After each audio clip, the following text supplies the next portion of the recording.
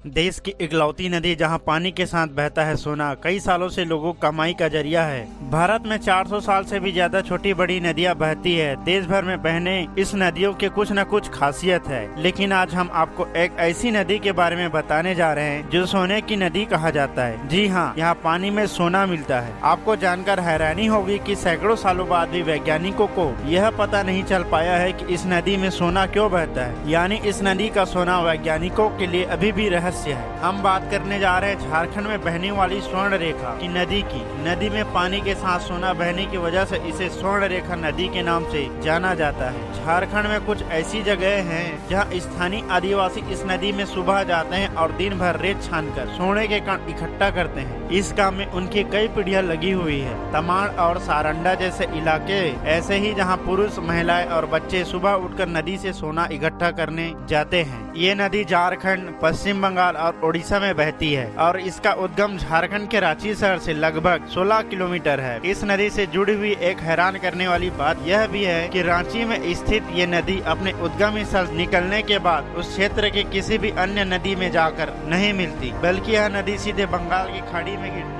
Media reports के मुताबिक कई भूवैज्ञानिकों का मानना है कि ये नदी चट्टाने से होकर आगे बढ़ती है और इस वजह से इसमें सोने के कण आ जाते हैं। हालांकि इस बात में कितनी सच्चाई है, इस बात का पता आज तक भी नहीं लगा सका है। स्वर्ण रेखा की एक सहायक नदी करकरी की रेत में भी सोने की कण मिलते हैं, जबकि कुछ लोगों का यह भी कहना है कि स्वर्ण रेखा नदी में जो सोने के कण पाए जाते हैं वह करकरी नदी से बहकर ही आते हैं। आसान नहीं है नदी से सोना निकालना। नदी की रेत से सोना इकट्ठा करने के लिए लोगों को तो दिन भर मेहनत करनी पड़ती है। आदिवासी परिवार के लोग दिन भर पानी में सोने की कण ढूंढने का काम करते हैं। दिन भर काम करने के बाद आमतौर पर एक व्यक्ति 1 या 2 सोने के कण ही निकाल पाता है। एक कण को बेचकर 80 से 100 रुपए मिलते हैं। इस तरह सोने के कण बेचकर एक शख्स औसतन महीने में 5 से 8 हजार रुपये ही कमाता है।